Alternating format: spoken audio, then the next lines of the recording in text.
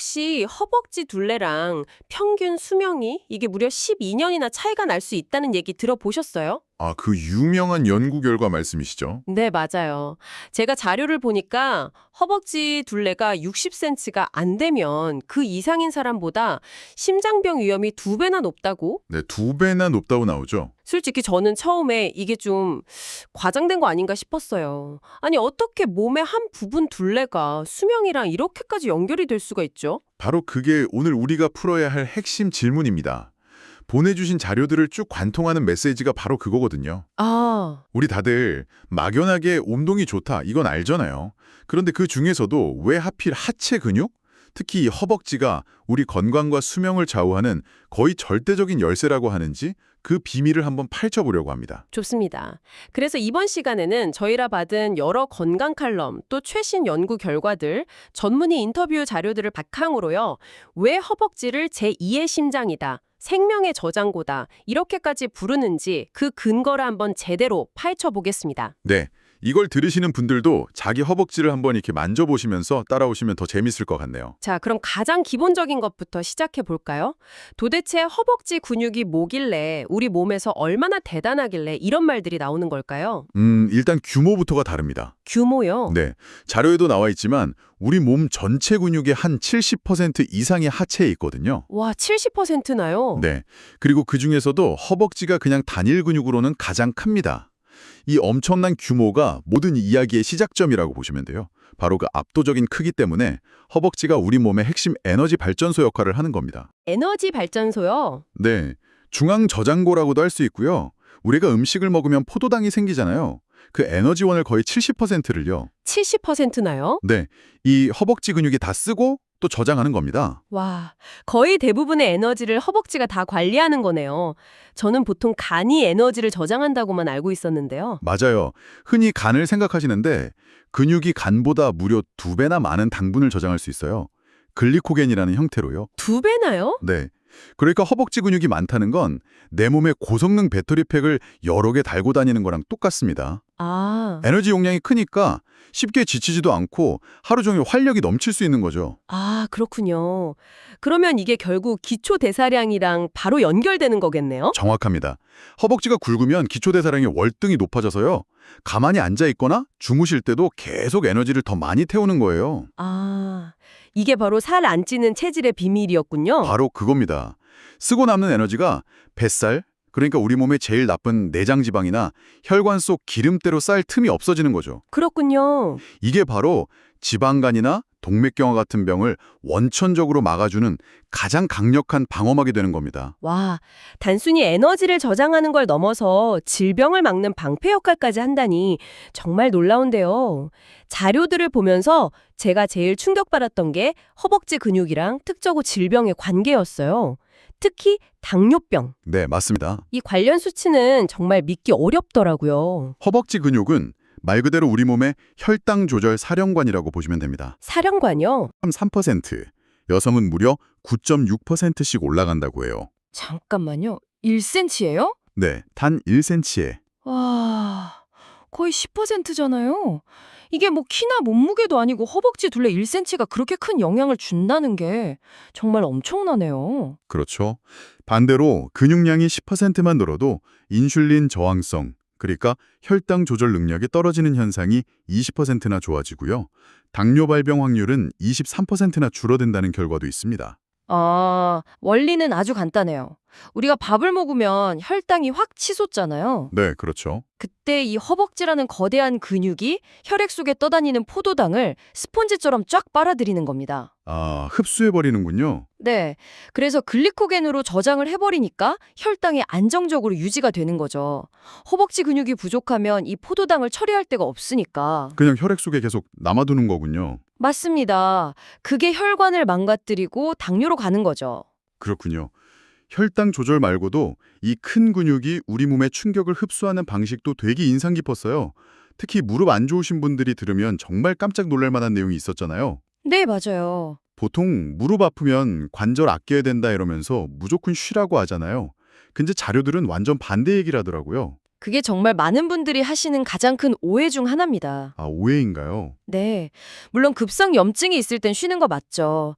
하지만 만성적인 무릎 통증은 대부분 연골 그 자체가 아니라 허벅지 근육이 약해져서 생기는 경우가 훨씬 많아요. 아, 정말요? 예, 허벅지 앞쪽 근육, 우리가 대퇴사두근이라고 부르는 근육이요. 무릎 관절 위아래를 꽉 잡아주는 우리 몸 최고의 천연 보호대거든요. 천연 보호대요? 아, 그러니까 근육이 약해지면 무릎이 막 불안정하게 흔들리면서 아프게 된다. 이런 말씀이시죠? 정확합니다. 이 근육이 튼튼하면 우리가 걷거나 계단으로 오를 때 체중의 몇 배나 되는 충격을 근육이 먼저 다 흡수해줘요. 와. 연골에 가는 부담이 확 줄어드는 거죠. 자료에 나온 한 재활의학과 전문의 인터뷰가 되게 인상 깊었는데 엑스레이를 끼고 보면 연골이 다 닳아 없어진 말기 관절염 환자분들이요. 네. 허벅지 근육이 엄청 튼튼해서 통증 하나도 없이 등산 다니시는 분들이 의외로 정말 많대요. 와. 그건 정말 무릎 통증에 대한 생각을 완전히 바꾸는 이야기네요. 그렇죠.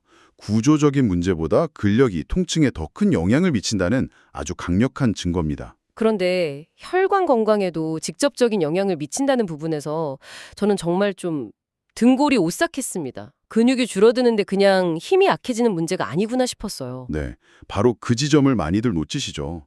근육이 빠져나간 빈자리를 뭐가 채울까요? 지방이 채우겠죠. 맞습니다. 지방세포가 채우는데 여기서 정말 중요한 사실이 있어요. 이 지방세포들이 그냥 가만히 있는 게 아니고요. 우리 혈관벽을 공격하는 염증 물질을 계속 만들어내요. 잠깐만요. 그럼 정리해보면 허벅지 근육이 준다는 건 그냥 다리가 가늘어지는 게 아니고 내 몸 안에 염증 공장을 짓는 거랑 똑같다는 말씀이세요? 와, 그거보다 더 정확한 비유는 없겠네요. 바로 그 염증 때문에 혈관이 딱딱해지고 혈전, 우리가 흔히 피떡이라고 부르는 게 잘 생기는 거예요. 아, 그게 심근경색이나 뇌경색의 원인이 되는? 그렇죠. 이 피떡이 심장혈관 막으면 심근경색, 뇌혈관 막으면 뇌경색이 되는 거죠. 실제로 무릎 인공관절 수술 환자들을 추적한 연구가 있었는데 수술 전에 허벅지 근육이 많았던 분들이 수술 후에 생기는 가장 위험한 합병증 중 하나인 혈전 발생률이 훨씬 낮았다고 합니다. 그렇군요. 근육이 혈관을 얼마나 깨끗하게 지켜주는지 보여주는 명확한 증거네요. 맞습니다. 알겠습니다. 허벅지가 우리 몸의 대사, 관절, 혈관까지 다 지켜주는 핵심이라는 건 이제 확실히 알겠습니다. 그런데 자료들은 여기서 한 걸음 더 나가더라고요. 바로 뇌의 이야기였어요. 아니, 다리 근육이 어떻게 저 멀리 있는 뇌 기능하고 연결이 되는 거죠? 이제 우리는 근육을 단순히 몸을 움직이는 물리적인 기관으로만 봐서는 안 됩니다. 아, 그런 게 아닌가요? 네. 근육은 호르몬을 분비하는 아주 중요한 내분비 기관이기도 하거든요. 호르몬을요? 근육에서요? 그렇습니다. 특히 우리가 운동을 해서 근육이 막 수축하고 이완할 때 마이오카인이라는 아주 기적 같은 물질이 뿜어져 나와요. 마이오카인이요? 그건 좀 생소한데요? 네. 근육을 뜻하는 마이오랑 움직임을 뜻하는 카인의 합성어인데요. 이 마이오카인이 혈액을 타고 온몸을 돌다가 뇌로 들어가면 기억을 담당하는 해마를 직접 자극합니다. 와, 그래서 신경세포 성장을 촉진시키고 기억력이나 인지 기능을 좋게 만드는 거죠. 그렇긴요. 또 이리신이라는 호르몬도 나오는데 이건 정말 놀라운 역할을 해요. 어떤 역할인데요? 우리 몸에 쌓이면 해로운 백색 지방 있잖아요. 네네, 뱃살 같은 거. 맞아요. 그걸 에너지를 활발하게 태우는 좋은 갈색 지방처럼 바꿔주는 스위치 역할을 합니다. 이렇게 되면 몸 전체의 염증 수치가 낮아지면서 혈관성 치매의 주요 원인인 뇌혈관 손상을 막는 데도 큰 도움이 되고요.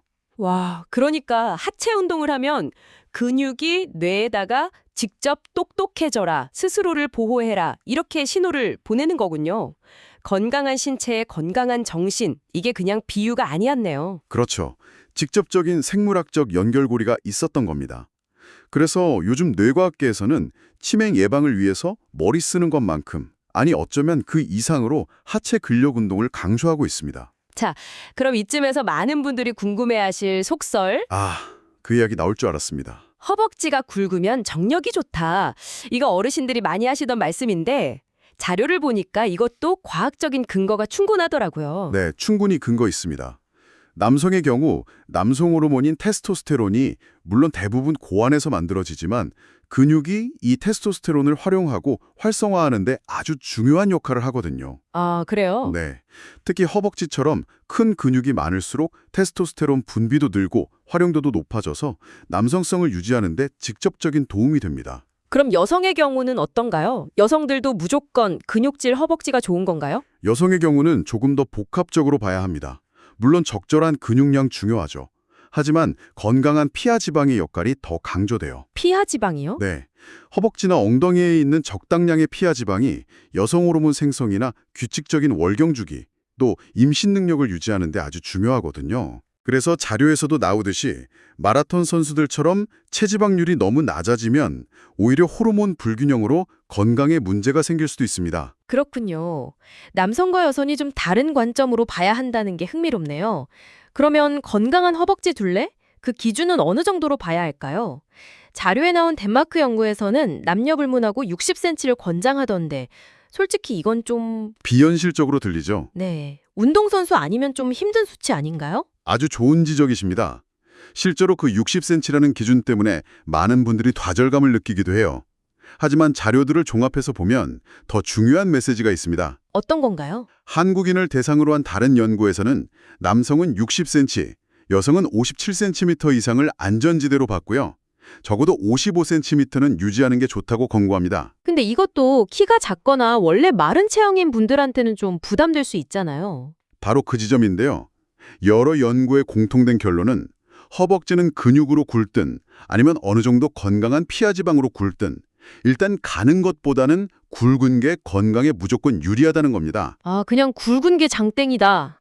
네, 왜냐하면 뱃살의 내장 지방이랑은 다르게 허벅지 피하 지방은 우리 몸에 나쁜 염증 물질을 거의 만들지 않으면서 에너지 저장고 역할은 똑같이 하거든요. 그렇군요. 그러니까 줄자로 잰 숫자에 너무 집착하기보다는 내 허벅지가 예전보다 가늘어지지 않게 관리하는 것, 그게 훨씬 더 중요합니다. 자, 오늘 정말 많은 이야기를 나눴습니다. 허벅지가 우리 몸의 에너지 발전소이자 당뇨나 심장병, 관절염을 막는 방패고, 심지어 뇌 기능이랑 호르몬까지 조절하는 숨겨진 사령관이라는 걸 확인했네요. 네, 이 모든 내용이 당신에게 의미하는 건 뭘까요? 이제 하체 운동은 단순히 보기 좋은 몸매를 위한 선택이 아니라 당신의 건강한 노년과 수명을 지키기 위한 가장 근본적이고 확실한 투자라는 점일 겁니다. 맞습니다. 그래서 당신께 마지막으로 생각해 볼 질문 하나를 남겨드리고 싶습니다. 네, 어떤 걸까요? 자료에 스쿼트나 레그 프레스 같은 운동법도 있었지만 저는 가장 본질적인 움직임 하나에 대해 생각해 보게 됐어요. 본질적인 움직임이요? 네, 바로 의자에서 손을 짚지 않고 일어서는 동작입니다. 아, 이 간단해 보이는 행위가 사실 오로지 당신의 허벅지 근력에만 달려 있거든요. 그리고 이게 노년의 독립적인 삶과 수명을 예측하는 가장 정확한 지표 중 하나로 꼽힙니다. 그렇군요. 지금 이 방송을 듣고 계신 당신은 일상 속에서 이 너무나 당연하게 여겨지는 힘을 얼마나 자주 의식하고 또 얼마나 소중하게 사용하고 계신가요?